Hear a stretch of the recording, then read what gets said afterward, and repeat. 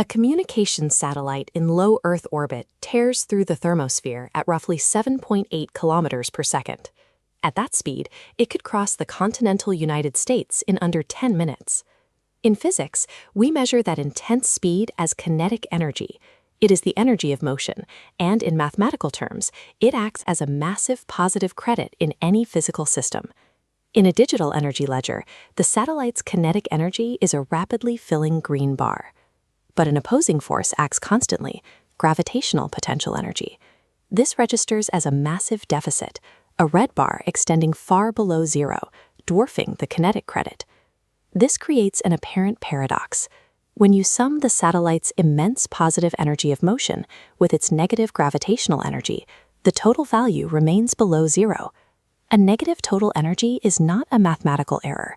In physics, it is the strict universal definition of a bound state. A bound state simply means an object lacks the total energy required to leave the system it is currently in.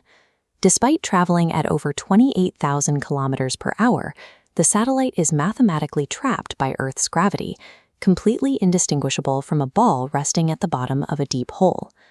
Students often trip over the concept of negative potential energy. How can a physical object possess less than zero energy? It comes down to where we place the zero mark. In universal gravitation, zero potential is defined as an infinite distance away from a massive body, where its gravitational pull drops entirely to nothing. This animated grid shows how that works. If the flat zero line is infinity, any point closer to the planet represents a drop in potential energy.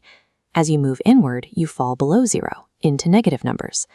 We visualize this spatial reality as a 3D gravity well. The Earth sits at the bottom of a steep negative topographical funnel. Being in orbit is just the act of rolling horizontally along the sloped walls of this funnel. The satellite is moving exactly fast enough to avoid sliding down to the bottom, but it is still deep inside the well. To climb up the wall, reach the zero line, and escape the planet entirely, the satellite would have to acquire a massive amount of energy that it currently does not have. The foundational mathematics for these planetary motions and gravitational forces were laid out over 300 years ago in Isaac Newton's Principia. The negative sign in our energy equation is essentially a location marker. It tells us precisely how far down in Earth's gravitational pocket the object is trapped. To see exactly how deep that pocket is, we have to calculate the specific values on the satellite's energy ledger. We start with a strict prerequisite. For an object to maintain a stable circular orbit, the gravitational pull of the Earth must perfectly match the centripetal force required to keep the object moving in a circle. Centripetal force is the inward force necessary to keep a body on a curved path. This equation illustrates that balance. We have centripetal force on the left and Newton's law of universal gravitation on the right. Notice that the mass of the satellite, lowercase m, and one of the distance terms cancel out. This leaves us with an exact mathematical expression for the satellite's orbital velocity squared. We can take that expression and plug it directly into the standard formula for kinetic energy, which is 1/2 mass times velocity squared. Doing so yields the precise entry for the kinetic side of our ledger. Kinetic energy equals big G times the mass of the Earth times the mass of the satellite divided by 2 times the orbital radius. Because the gravitational constant, the masses, and the radius are all positive physical quantities, this kinetic energy value is strictly positive. This equation represents the satellite's total escape fund. It is the exact energy currency the satellite is currently spending to fight off the massive Earth's downward pull. Now we have to calculate the other side of the ledger, the gravitational debt. This equation is the gravitational potential energy for a mass outside Earth. Notice the prominent negative sign. Placed side by side with the green kinetic equation, the relationship is obvious. Their denominators are identical, except the kinetic equation is divided by 2. This reveals a fixed mathematical rule of orbits. The gravitational potential energy is exactly twice the magnitude of the kinetic energy, but operating in the negative direction.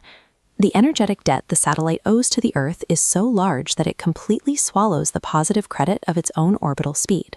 We express this relationship simply as U equals -2k. For any object in a stable circular orbit, the negative pull of gravity is always exactly twice as strong as the energy of the object's motion. To find the total mechanical energy of the satellite, we add the two ledger entries together. When we add the positive kinetic half to the negative potential whole, we are left with a final total energy equation that perfectly mirrors the kinetic energy, but with a negative sign. That negative sign is the definitive mathematical proof that the satellite is trapped. It cannot leave the system on its own. To pay off this energy debt and climb completely out of the gravity well, we have to inject external energy into the system, usually by firing chemical or ion thrusters, until the total energy reaches zero. This inequality shows exactly what is required. To escape from the surface of a planet, your initial kinetic energy minus the gravitational potential energy must be greater than or equal to zero. Solving for velocity gives us the formula for escape speed. It is the exact velocity required to make your total energy zero. If you plug in the mass and radius of the Earth, that minimum escape speed is approximately 11.2 kilometers per second. Until an object reaches that speed, its total energy remains negative. It hits an invisible safety barrier, forced to remain part of the Earth's system. The same negative energy math governing satellites also determines the survival of our atmosphere and the conditions for life on Earth.